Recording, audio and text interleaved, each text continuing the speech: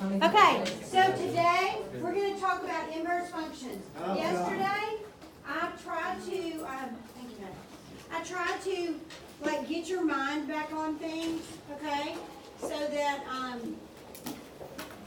that you'd be okay when we did this. All right. So this is kind of like yesterday you did. What's the sine of 150? What's the cosine of 240? Things like that, right? So today we're going backwards. All right, I'm going to give you the sine or the cosine, and then I'm going to ask what angle has this. Okay, that's called an inverse function. All right, so first of all, let's talk about this. This is my one restriction. In order for a function to have an inverse, in order for a function to have an inverse,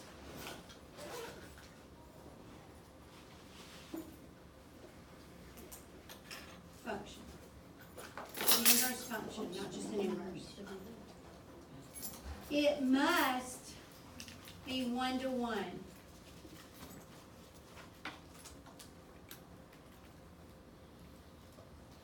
Okay? It must be 1-to-1. So, somebody tell me, what does 1-to-1 mean? Like one this for every one that. Well, isn't that like one pony for every little girl? Yes. No. No. So, yeah, I know, that would be good. One tree frog for every snake. No. Okay, so 1-to-1. What's 1-to-1, guys? Where one of them equals. No. This is algebra 2. This is algebra 2. No. Every x has exactly one y. That makes it a function. Listen to me. Every x has exactly one y. That makes it a function. What makes the function a specialized function that is 1-to-1? I don't know. What? What? Well, y has an x. Yeah, okay, so here it is. 1-to-1. Every x has exactly one y, and every y has exactly one x. Okay? So in order for a function to be a 1-to-1 function, every x has to have exactly one y. That's what makes it a function. And every y has exactly one x. Okay? So he must pass what kind of test? Vertical and horizontal. Very good. He must pass the vertical, that's what makes him a function, and the horizontal, that's what makes him 1-to-1 line test.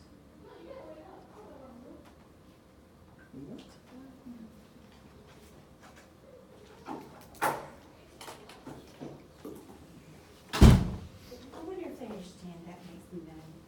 I try and do it really loud so they know. I don't like them. Okay, so that is 1-to-1. Does everybody understand? Okay, so in order to have an inverse function, it must be a 1-to-1 function. So let's look at the sine function. I'm going to show you a graph of the sine function. What's the period of the sine function? 2 pi. Very good. 2 pi.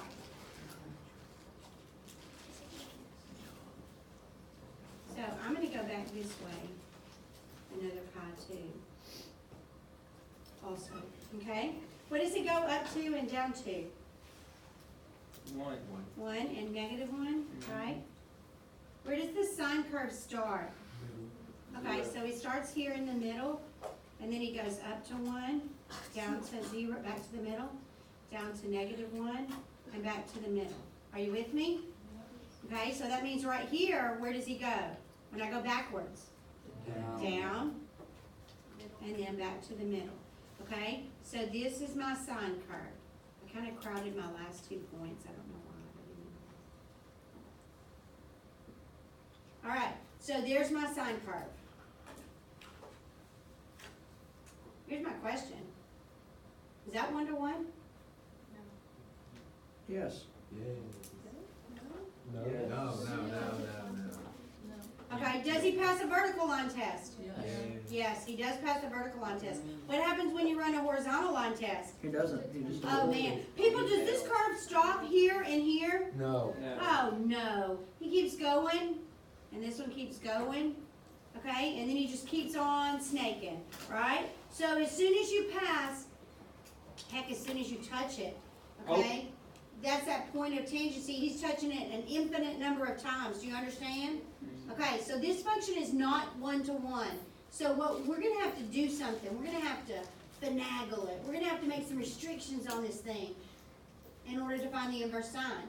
Okay, so we're going to restrict it. So does it have to stop and not have like the Yes, it's going, well, or not inverse? not always, Okay. not always. But like, I mean, for instance, I could draw that line. He doesn't stop. Is he one-to-one? Yes. Okay, so, but because of the curve on the sine curve, it makes it not one-to-one. All right, so here's what we're gonna do. It is not one-to-one, do you agree? So we're gonna put some restrictions on it, all right? I'm going to restrict it. I'm gonna take a piece of the curve, okay? So here's here's what I want. I want to make sure that we cover all of the sine values from what? Negative pi. Negative 1 to 1. Negative 1 to positive 1. And I'd like to hang around the origin. Okay? I'd like to try and hang around the origin. I don't want to be going way off over here trying to restrict my curve. Okay? So I'd like to hang around the origin. Alright, so let's just start with quadrant 1. Quadrant 1, what kind of values does it have? Positive values. Okay? So could I use quadrant 1 and quadrant 2? Yes. Yes. No, because it has negative. That's exactly right. Quadrant 1 and quadrant 2, they're just the same positive values. Okay? So what values have you just left out? Negative. All right, so you can't restrict it to quadrant 1 and quadrant 2. Yes. Where do you want to restrict it? Quadrant 4 and 1. Oh, quadrant 4 and 1. So is he talking about going over here to quadrant 4? No. He's talking about going back here to quadrant 4.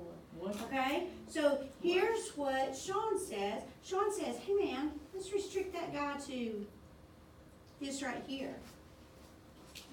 This portion of the curve, if I just take this portion of the curve, is that a one-to-one function? Yes. Yes, it is. Okay, so that means that we're going to have to restrict it. So, what is this? Pi over 2. Pi over 2. What is this? Negative pi. Negative pi over 2. Okay, are you with it? So we're going to restrict it from negative pi over 2 to positive pi over 2. Everybody okay so far? Yeah, but how is that the first and fourth? Isn't that? Okay, so that was the next thing I was gonna talk about. So remember this, remember when, We graph. yeah, remember when we graphed, and this is 0, this is 90, or what? Pi over 2. Pi over 2. So between 0 and pi over 2 is quadrant 1. Do you Yeah. agree with that? Yes. So between 0 and pi over 2, this is quadrant 1. Who did I say would teach it like this and not teach all students take calculus? Who did I say would teach it like this? The math book. The professor. Yeah, Mr. Ryan will. He will not teach all students take calculus. Does that mean that you can't use that? No. No, it just means that he's not going to reference that. He's not going to talk about it. He's going to talk about where is the sine curve in that first quadrant from 0 to pi over 2. Where's the sine curve? It's above 0, so all those values are positive. You see what I'm saying? Yes. Okay. So, all right. So this is between 0 and negative pi over 2. Are you with me? Yes, ma'am. All right. Here's 0. Negative pi over 2 goes which way? Yeah, backwards, down. Okay, down, negative. So 0, what would this be right here? 2. Negative pi over 2. Negative pi over 2. People, if up there is positive pi over 2, straight down, the same distance is going to be negative pi over 2. What quadrant is this? Fourth. I got you. Okay, so that's where the fourth quadrant comes into play.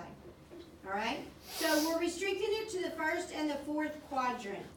All right, he's positive in quadrant 1, and he's negative in quadrant 4. Very good. Are you with me? Okay, so let me do one other little thing just to make sure that you understand.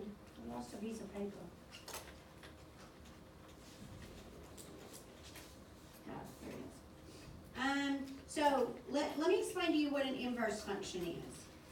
Because the other kids couldn't remember. I'm going to ask you, okay? But the other class, they had nothing for me. So does anybody remember how we did inverse functions? You keep the inside. It has nothing to do with what I just drew. We did inverse functions in Algebra 2. How do you make an inverse function? X to the negative 1. No, that's a reciprocal. 1 Square Y root. equals KX or something. Like, okay, in Algebra 2, here's the way I did it. I gave you an equation, y equals 3x plus 5. And I said, find its inverse. What was the first thing you had to do? Change the sign. Change the sign. Okay. Wow. All right. So you have to switch the x's and the y's. You switch the x's and the y's, and then you solve for y. That's an inverse function. Switch the x's and the y's. Okay? So the domain becomes your what? Yeah. The domain becomes your range. And the range becomes what? Yeah, your domain.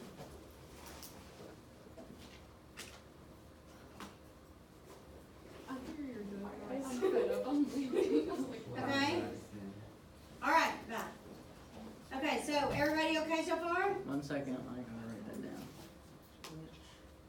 down. All right. So let's write a little note about inverse sine. Inverse sine. This is what you got to know about it. Inverse sine.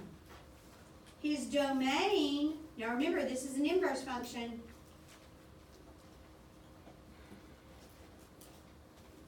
All right? His domain is from what? Negative pi over 2. Negative 1 to positive. Negative 1 to positive 1. Because his range becomes his domain. This is the graph of the sine function. Okay? This is the graph of the sine function. So the inverse sine, this guy's range, his y, becomes his x. Okay? So his domain is from negative 1 to positive 1. Are you with me? Okay? And his range is from what? Negative pi over 2 to positive pi over 2.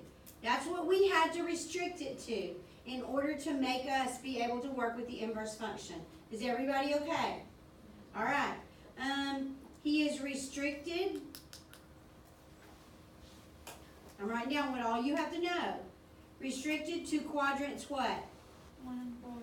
1 and 4. Quadrants 1 and quadrant 4. All right? Where is he positive? In quadrant 1. In quadrant 1. Where is he negative? In quadrant 4. Okay? So, this is what you need to know.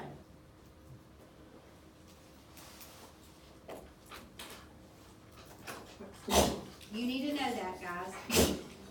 Which? That's Gabriel. I think he's leaving off All right, is everyone okay? Okay, so let's try an example. Are you ready? So, example 1. If possible, I love it when they say that. Find the exact value. What does that mean? What does that word mean? Exactly. No calculator, people. No calculator. Exact value. Not your calculator, because he's going to round it off. All right? Oh, and I'll tell you this, inverse functions are by definition found in radians unless they tell you otherwise, okay? So by definition, we find an inverse function in radians unless they tell you to find it in degrees. So here we go, here's my first one, okay? Now before I start, let me tell you this. We've already said this before, but I'm gonna say it again. Inverse sine, arc sine, and sine to the minus 1. All of these mean the same thing, okay? All of these mean the same thing. Here's what they mean. The angle whose sine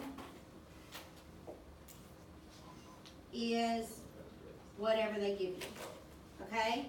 The angle whose sine is blah. All right, so example number 1, arc sine, -1/2. Arc sine of -1/2. So here's what I want to know, guys. I want to know what's the angle whose sine is -1/2. The angle whose sine is -1/2. Now, if you had done what I asked you to do yesterday, okay, then you're pretty much home free. All right, let's take this little piece of paper right here we scribbled down. While we're And I'm going to draw the first quadrant of my unit circle.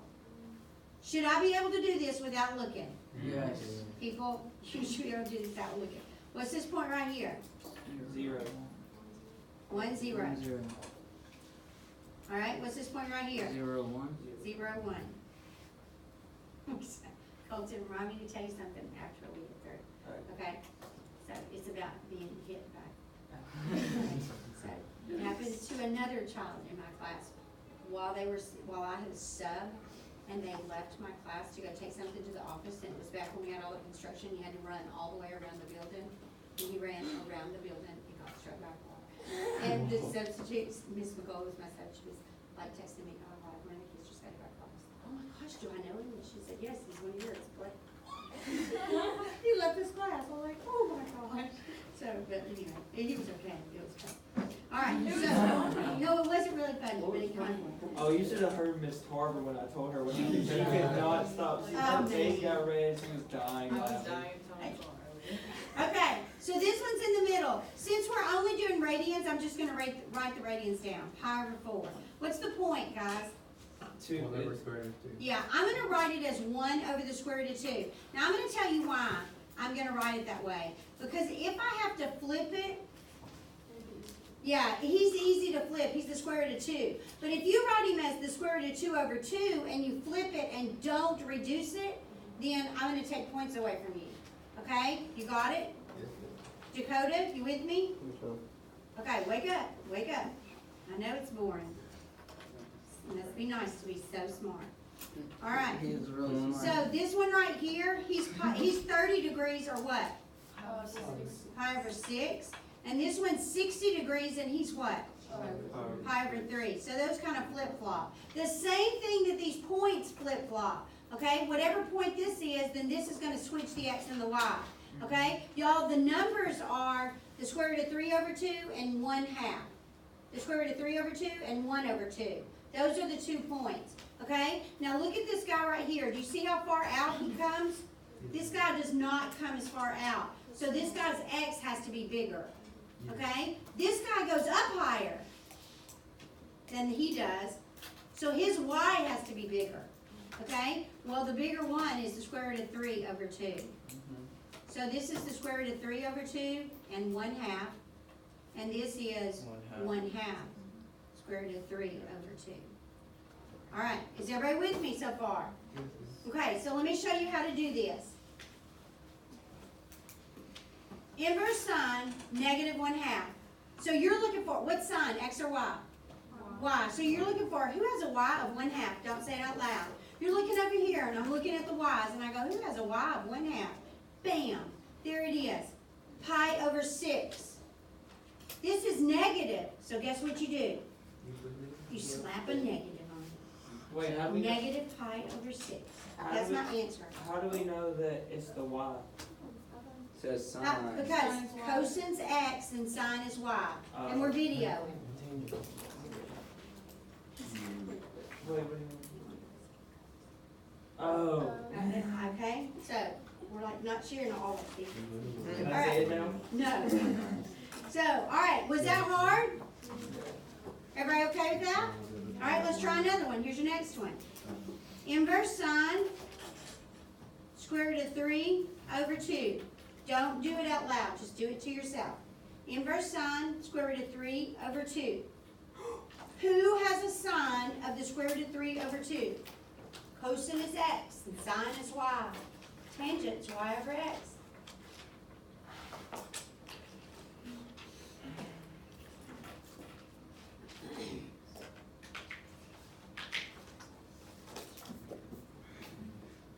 Okay, do you have it? All right, so what you did was you looked over here at your little unit circle, okay, and you said, who has a y of the square root of 3 over 2? Oh, there he is, pi over 3. Yes. That's my answer, pi over 3. Anybody got it? Yes. All right, you ready for the last one? Oh, yeah. Okay. Inverse sine of 2.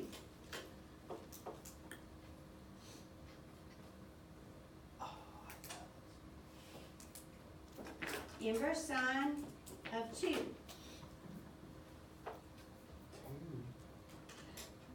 Oh my gosh, Sean, are you kidding me?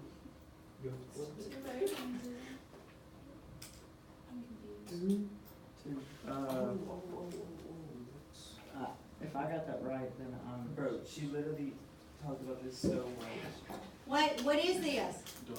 I got pi over 4. It's 0, right? It's 0? Yeah, 0. It's 0? What's his y value? 0. Is 0 the same thing as 2? So you got $0 million and you're as wealthy as me, who has $2 million? Wait, hold up. Wait, is it pi? 1 over the square root of 2? 2 pi is 360 and the value of 360 would. Oh, no. I said the angle whose sine is 2. Look at the sine curve, people. 4 over 5? Pi over 2. Who goes up to 2? Nothing. Nothing. Ah, you jokester. It's possible. It's not. That, Okay, you didn't have one paper. Okay? Not possible. Not possible. Outside my domain. Y'all, what's your domain? negative Negative 1. 1 to 1. Y'all, is 2 inside that domain? No. Y'all, the sine curve only goes up to 1 and down to negative 1. He's never going to be 2. Oh, I see. Okay? It's not possible for It's not possible. You cannot have a sine of 2. Okay? Y'all listen to me. Inverse sine of 5. Not possible. Very good. Inverse sine of negative 7. Not possible. Inverse sine of negative 1.1. Not even possible. See, people, you got this. All right, so let's write this down, okay? Let's write this down. To do an inverse sine, let's just make us a little cheat, okay? This is PreCal for dummies. That's me. That's the class you teach. To do an inverse sine. To do an inverse sine, here's what you have to do. You have to find the angle whose sine, which is what? X or Y? Y is that. Okay? Find the angle whose Y value is that. There's one on the point. Now y'all look, can you do every one of them? We can only do special ones, do you understand? Like you can't do pi over 7, why? Because it would be. That's not special, it's not gonna be something pretty, okay? So, if it's positive, leave it alone. Is that what we did? Here's a positive one, we found it, we left it alone, okay? If it's negative,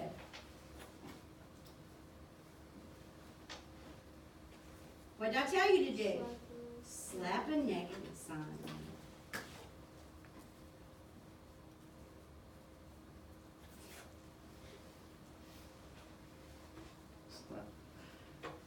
Okay? All right, anybody got a question? Everybody okay? Yes. Great. Very good. So, let's do inverse cosine. Oh. All right? Hurry up. I'm gonna save this little thing right here, our little unit circle. Okay? How are your projects coming along? Great. Fantastic. It's due next Tuesday. I got it. It's due next Tuesday. I'm A pulling, week from now. Actually. I wouldn't wait till Monday night, people.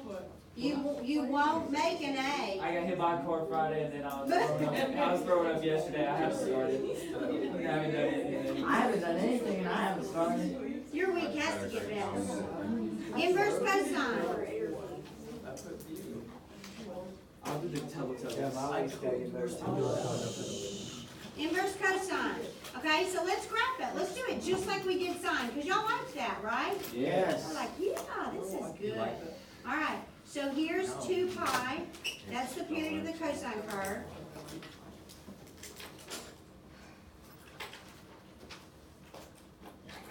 All right, it still only goes up to 1 and down to -1. All right, where's the cosine curve start? Top. At the top. So he starts up here at the top and then goes to the middle, down to the bottom, back to the middle, and up to the top. Okay? So when he goes back this way, where's he gonna go? Back to the left. Where?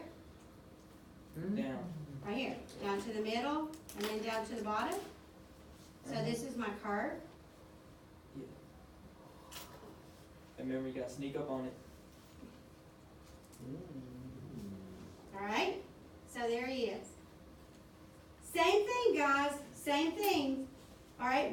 It's not 1 to 1. It has to be 1 to 1 to have an inverse Can we function. do quadrant? So we got to restrict it. Remember, when you restrict it, you have to include all of those y's. So it has to go from the top to the bottom. All right? We want to hang around the origin. Could we do 4 and 1 like we did the last ones? No. No, that doesn't work. What can we do? 1 and 2. 1 and 2. I love 1 and 2. What about 3 and 4? I don't want to do Okay, that one. but why do we, what am I saying that's making you go 1 and 2? It'd be positive. No, Oh. as I said, I wanted to hang around the origin, okay? So you're moving away from it. When I have something that's better, that's closer to it. So it's 1 and 2, okay? So here's where I'm gonna restrict it to. Okay, so what's this? What quadrant is this one right here? 1, 1, and this is quadrant 2. 2. Where are they positive? 1. Quadrant 1. Where are they negative? 2. Quadrant 2. Y'all, they're above 0 in quadrant 1, so that makes them positive. They're below 0 in quadrant 2, that makes them negative. This is the way Mr. Ryan's going to talk about it. Okay? So, there's my restriction. Are you with me? Yes. So, here's, let me see where we wrote it. Yes? I'm confused on what you're doing with the quadrants. I understand quadrant 1, but why is quadrant 2? Because you have to restrict it, you have to have all values. And in order to have all values, you have to go all the way to the top and all the way to the bottom. Last time we used 4 and 1. But if I did that, those are only positive values. Do you agree? You're not pulling in any negatives. So I'm gonna use quadrant 1. He's my positive. What's the next closest thing that gives me my negatives? Quadrant 2. So that's why I'm doing 1 and 2. Okay, you remember how we did this right here? We wrote this? We're fixing to write the same thing for this guy. Are you with me? Okay, so I'm gonna write inverse cosine. Inverse cosine.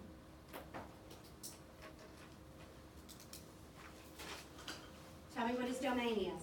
Negative 1 to 1. Very good. Make sure you put it in the right order, right? Because Yeah. it's interval notation. That's why the brackets are there, because it includes those. You kind of off on one line, so I remember that now. Sometimes that's what it takes. All right, and what's his range? 0 to pi. What? Yes, 0 to pi. 2 pi or pi? 0 Two to pi. Two Not, pi. T-O pi. not 2 pi. Okay, but just, yeah, T-O, pi. Alright, so 0 to pi, right there. Restricted to quadrants. Quadrant 1 and what? 2. Quadrant 2. Where is he positive? Quadrant 1. Where is he negative? Quadrant 2. Okay, so there it is. That's it, guys. You gotta know it. Alright, I'm gonna make a little warning on this dude though. Alright, because there's one in this one, and he's gonna be the most difficult one that we can do. Alright? And he's gonna be this negative, of course. Okay? And so, you remember when it was negative in sine, inverse sine, what'd you do to it? You slapped a negative sign on it, okay? This one, you can't slap a negative sign on it. You have to physically put it in quadrant 2, okay? I'm gonna show you how to do it, but this is the one. If you see a negative inverse cosine, you need to go, uh-oh, this is a 1. She said this one was the most difficult one, so I'm gonna pay attention to what I'm doing, okay? So this will be the most difficult.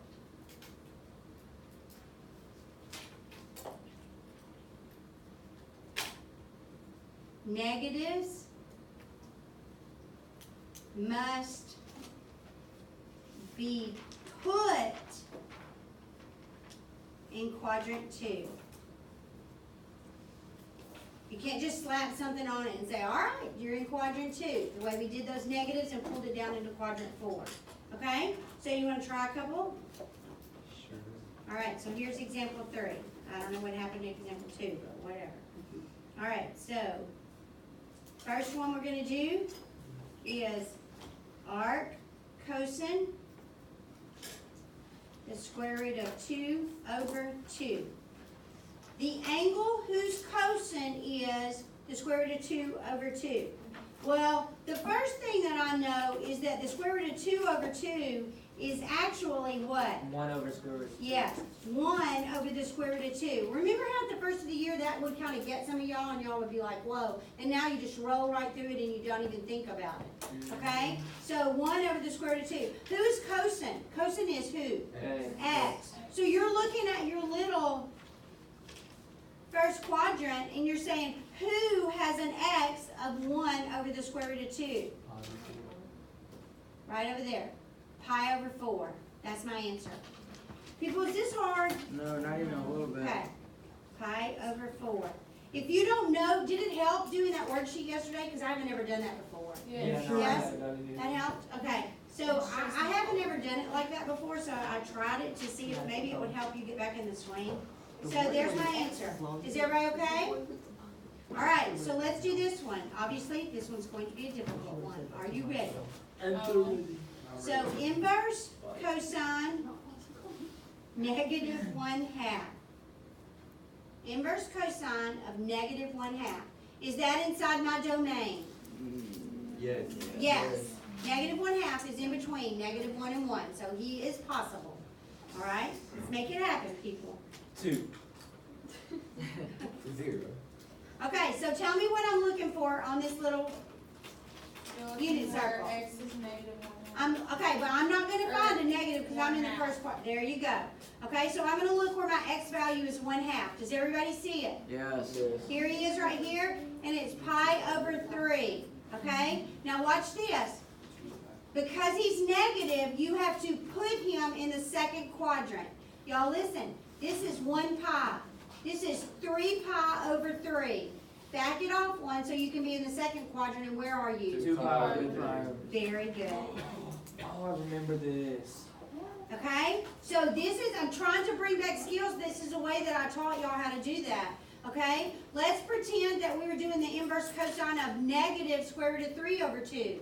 Negative square root of 3 over 2. Just look at my unit circle. Don't yell the answer out. Negative square root of 3 over 2. Does everybody have an answer in their heads? Yes. Okay? Okay, so here's the square root of 3 over 2, that's pi over 6. I have to put that in the second quadrant. You cannot slap a negative on it, y'all. Negatives are not in my range. Do you see what I'm saying? Yes. See, the range goes from 0 to 1 pi. So you've got to go over here and put it in the second quadrant. So go to 1. This is 1 pi. Okay, so that's 6 pi over 6. Back it off 1, and where are you? Perfect. 5 pi over 6. All right, so everybody understand that? Yes, ma'am. Okay, so it's not that bad. All right, so we lack one more. What time's the bell ring? 50. Oh, okay. I got time. So let's do inverse tangent, okay? Inverse tangent.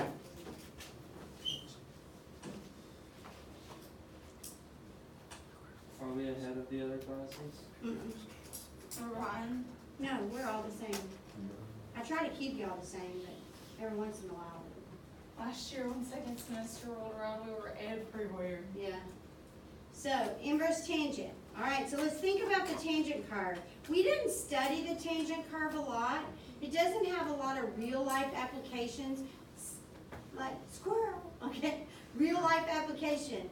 Y'all have a 50-point test on Thursday, right? What? It is one real life problem. Did y'all know what I was doing when I said squirrel? No, I thought you were just like. You were that going means- off on a tangent? Yes, I was going off on a tangent. I got distracted for a second. When I said, Come on now. when I said real life, my brain went, oh, you forgot to tell them about their test. So next Thursday, you have a 50-point test on this Thursday. That's crazy, because you told me we didn't, and then you I texted me this know, morning. but then I reminded you this morning because one of the kids said, yes, we do, Miss Davis, it's a real life problem. It's like, oh my gosh. So then, just in case you weren't at school, I didn't want you to go, well, you never told me, so. All right, so a real life problem, all right? So, now look, it's just like the ones on the board, I'm gonna erase those in the next couple of days, so if you want them, you better get a picture of them. Now listen to me, let me warn you about this, okay?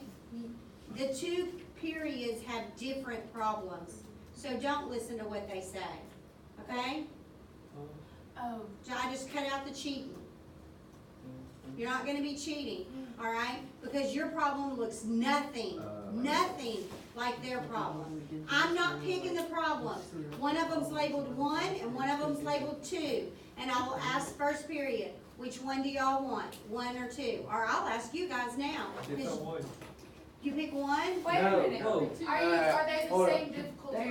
Yeah, I try to make them the same difficulty Alright. level, but they're nothing alike. This is 1, this is 2.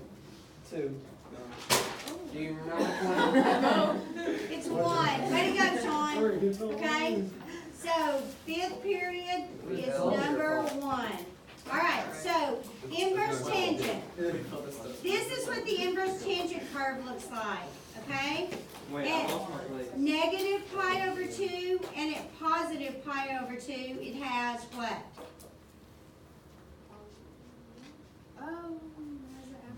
Yeah, it has your asymptotes, okay? And then your curve goes like this. All right? So obviously, he is restricted to quadrants 1 and 4. 1 and 4. Who is that like? The Sine. Okay? When it's in quadrant 1, it's positive. When it's in quadrant 4, it's negative. What are we going to do when it's negative?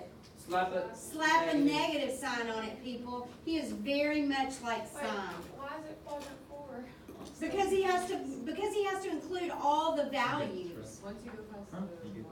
Okay? And we didn't want, we're staying within our asymptotes. I could do 1 and 2 because 2 starts down here also, but you got an asymptote that's kind of breaking it up, so we're keeping it continuous. Okay? Okay. All right. So here we go. Inverse tan. You know what I'm fixing to do? I'm fixing to do that right there. What you have to know. What's my domain? Very good. Negative infinity to positive infinity. Never include infinities. And what's my range? negative pi over two to positive pi over two, what word am I looking for? Include, exclusive. Exclusive. Oh. They are asymptotes, people, they cannot be those. You're right. So, from negative pi over two to positive pi over two. That's really the only difference that you're gonna see with the sine. The sine included those, okay, because that's where the mins and max were, the negative one and the one were, all right? But here, they're not asymptotes, so they can't be included. They are restricted, To positive quadrant one and negative quadrant. okay? Wait, what? Quadrant one, Quadrant four? All right, No, I know, I quadrant said the one negative and four. Okay. and quadrant four, okay? He's positive where? One. And he's negative, stop. We're recording. Four. And four, okay? Don't be silly when we're recording, because obviously if somebody's looking at it, they're needing some help. Do you agree? Agreed. Okay. So this is what you have to know. Okay? We could make a little sidebar right here, and we could say just like inverse sine. Do you agree with that? If it's positive, what do? Leave it alone. If it's negative, what do? Slap a negative on it.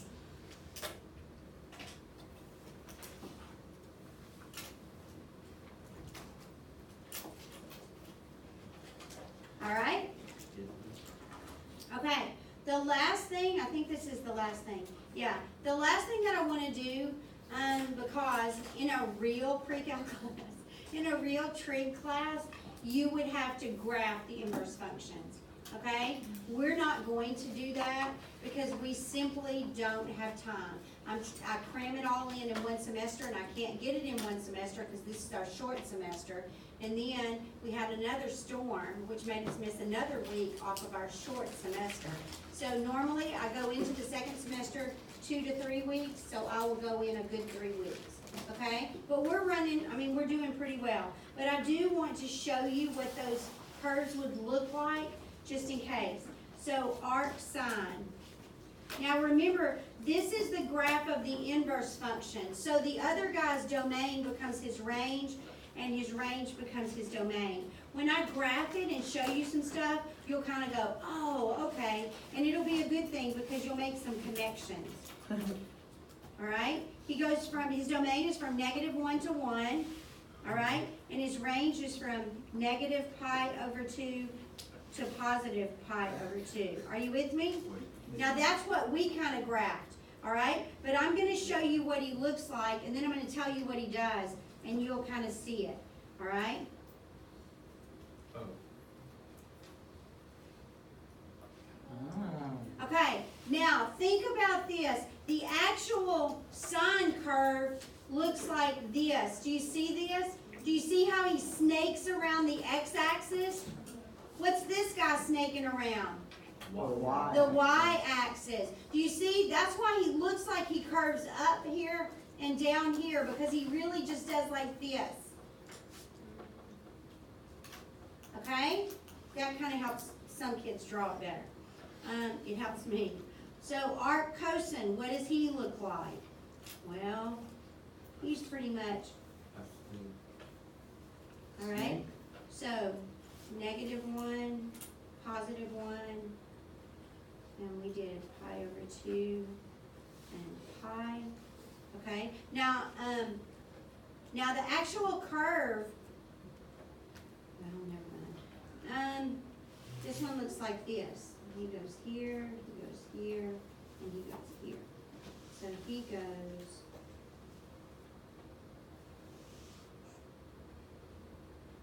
like this.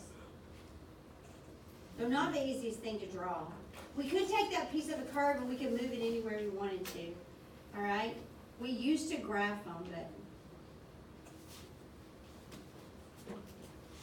we don't anymore. All right. So this guy, look at this guy. He's a weirdo. Okay? So pi over 2. There's my asymptote. Look at that asymptote. All right? -pi over 2. okay? So he goes 1, 2, keeps going that way, -1, -2, he keeps going that way, and he does this.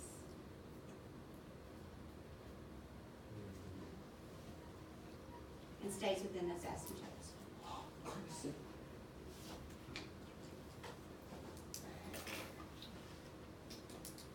Alright, anybody got a question?